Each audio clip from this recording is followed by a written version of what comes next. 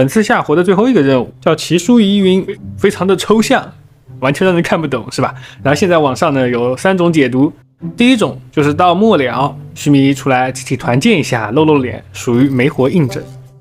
第二种解读呢，认为这个书和提瓦特的历史有关，比如说第一个出现名字的就是凶手，切断了暴雪山庄的桥，它隐喻了天理切断了提瓦特和世界之外的联系。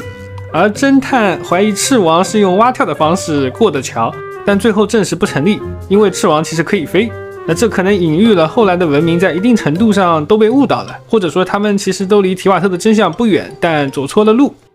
还有人解读是认为大家给名字画圈，暗示了须弥的历史真相或者提瓦特的真相被人发现后反复修改，已经无法窥探。但是我觉得上面这些阅读理解都有点太牵强了，我个人是不太体会得到。而我自己的解读呢，其实就是小草神说的几句话。当读者把名字圈出来的时候，人们的注意力都集中到了这些圈圈上，而不是剧情上，然后还自己脑补了有宝藏的说法，引来了更多人的关注。他表达的就是阅读的时候断章取义，不关注整体，还产生了过度的解读。顺便我觉得编剧可能也是自嘲了一下自己剧本写的不太行吧。另外还有一种可能，就是一直以来我们都尝试去猜测原神这个故事的真相嘛，但是编剧用一个又一个的故事当成烟雾弹，这就像须弥一众人不屑余力的在名字上画圈，企图掩盖真相，所以这些故事呢，也都是编剧写出来误导我们的。那目前看来，网上流传的大概也就是这3种解读吧，不知道各位有什么自己的解读呢？总之我觉得这个故事放在这里呢，其他的都有配音，它没有；其他的都紧扣主题，它含糊其辞，实在不能算是一个好的阅读体验。而且退一步来说，就算这个故事富有深意，但是如果一个故事的含义无法被直观的理解，或者迅速的和其他的线索快速建立联系，那么这个故事写的好像也并不算成功吧。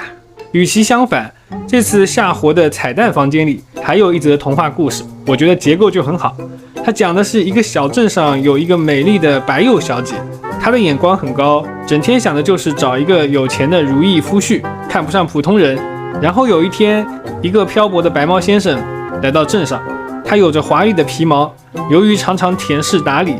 凑近就可以从他身上闻到他吃了什么。然后他听说了白幼小姐之后，就上门拜访，拿出了非常珍贵的珠宝。白幼小姐喜笑颜开，猫先生就进屋给她戴上了项链。之后人们就觉得他和猫先生过上了幸福的生活，因为有人在猫先生出城的时候闻到了白幼小姐身上的香水味。